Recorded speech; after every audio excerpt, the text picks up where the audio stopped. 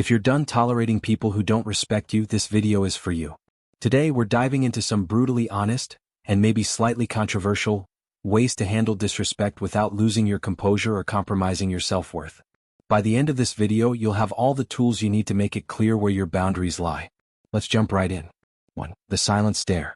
Let's start with one of my all-time favorite quietly bold techniques, the silent stare. You might be thinking, really? Just staring? Absolutely.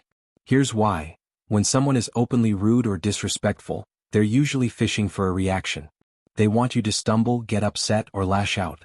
But when you simply hold their gaze, calm, steady, and wordless, you shift the power dynamic.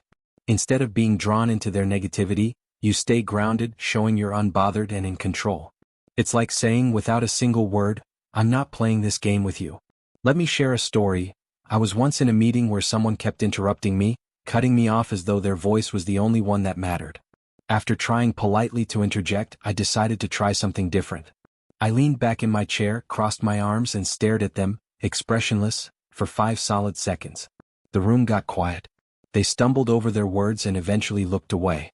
From that moment on, they didn't interrupt me again. That silent pause spoke louder than anything I could have said. This isn't just a power move, it's a statement. It reminds both the other person and yourself that you're in control of your emotions. You're not obligated to react or prove anything to people who don't value you.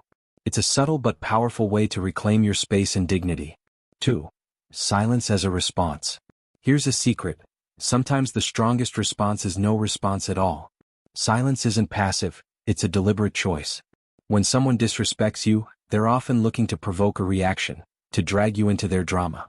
But when you withhold that reaction, you force them to sit with their own behavior. Here's why this works. People who thrive on disrespect and negativity expect engagement. They're counting on you to defend yourself or push back. Silence takes away that fuel.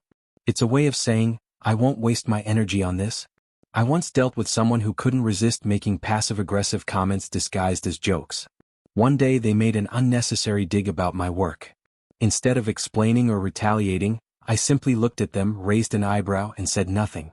The silence that followed was awkward, for them, not for me. Choosing silence is a way of choosing yourself. It's a quiet declaration that your peace matters more than their opinion. When you stop feeling the need to respond to every jab, you free yourself from the weight of their negativity. 3. Stop explaining yourself.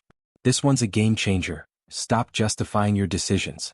How often have you made a choice only to be bombarded with "why did you do that?" or "why not this instead?"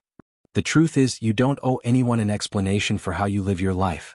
People who question your choices are often less interested in understanding and more interested in judging.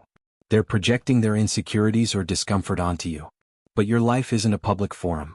You don't have to explain your decisions to make them valid. When I left a stable career to pursue something I was passionate about, the questions poured in.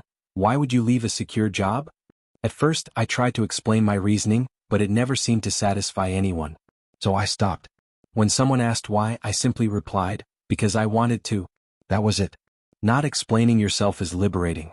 It shows that you trust your own judgment and don't need anyone else's approval. 4. Keep your distance. Sometimes, the healthiest thing you can do is create space.